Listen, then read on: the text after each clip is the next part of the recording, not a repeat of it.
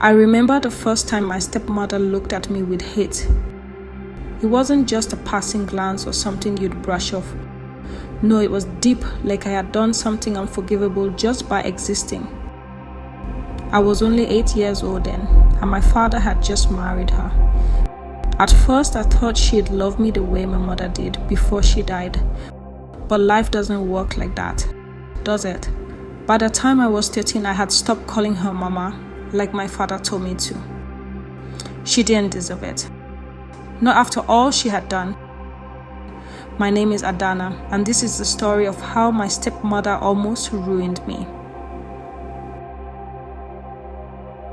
It started small, like these things always do.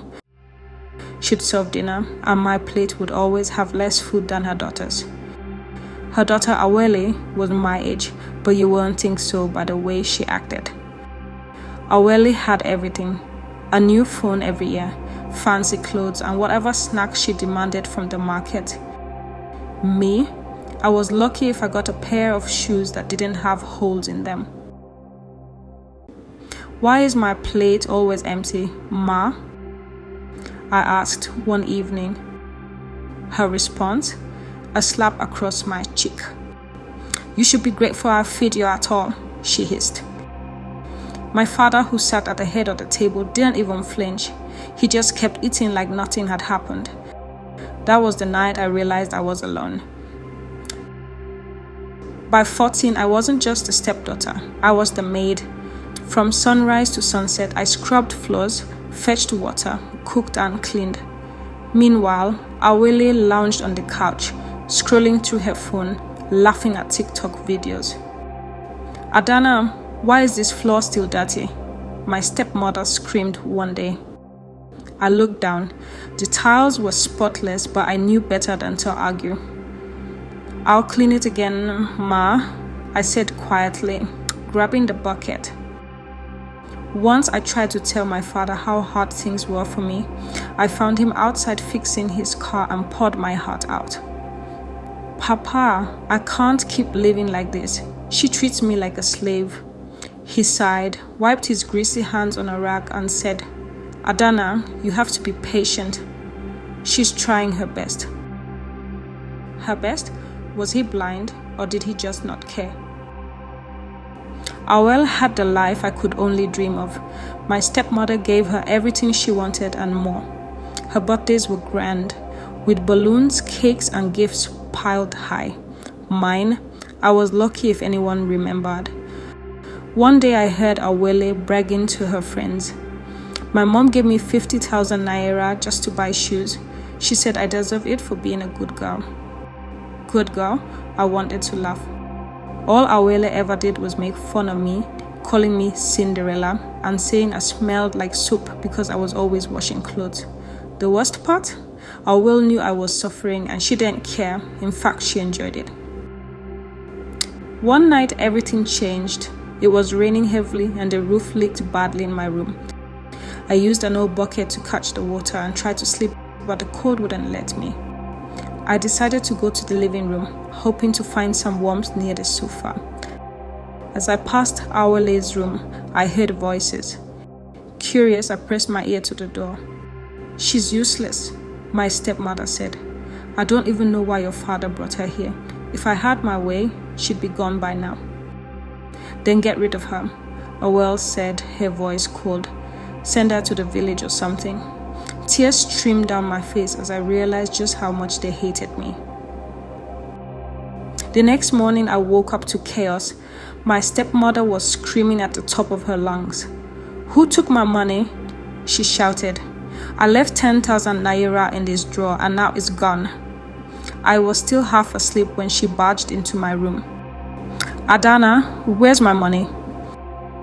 "I didn't take it, Ma," I said, confused. She didn't believe me.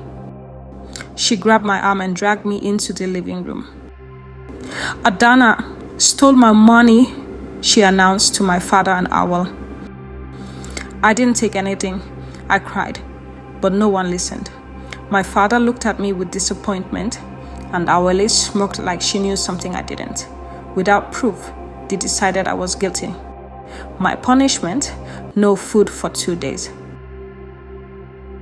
One day, while running errands at the market, an old woman stopped me. She was dressed in a faded wrapper and had a strange look in her eyes. "You're Adana, aren't you?" she asked. I froze. "Yes, how do you know my name?" She smiled. "Your mother was kind to me once. She gave me food when I was starving." Hearing her mention my mother made my chest tighten. "What do you want?" "Beware of the people in your house," she said. "They will destroy you if you let them. But remember, the one who laughs last laughs best." Before I could ask her anything else, she disappeared into the crowd. Her words stayed with me. Things escalated one evening when my stepmother called me to the dining table. "Adana, I made your favorite tonight," she said, smiling for the first time in years. I stared at the plate in front of me. It smelled delicious, but something felt off. Her sudden kindness didn't make sense. "Why aren't you eating?" Owl asked, grinning. "I'm not hungry," I lied. "Eat," my stepmother snapped. Just then, my father walked in. "What's going on here?" he asked. "She won't eat the food I prepared," my stepmother said, faking hurt. Without thinking, I pushed the plate toward Owl. "You eat it then," I said. Her face went pale.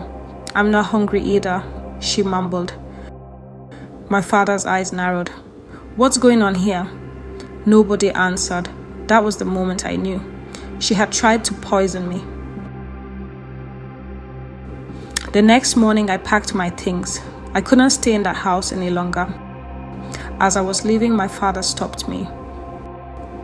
"Where are you going?" he asked. "Away," I said. "Somewhere I can be safe." He looked at me for a long time before nodding. "I'm sorry, Adana. I should have protected you." I didn't say anything. What was the point? As I walked away, I thought about the old woman's words. The one who laughs last, laughs best. Maybe someday I'd find my laughter, but for now, all I had was my freedom.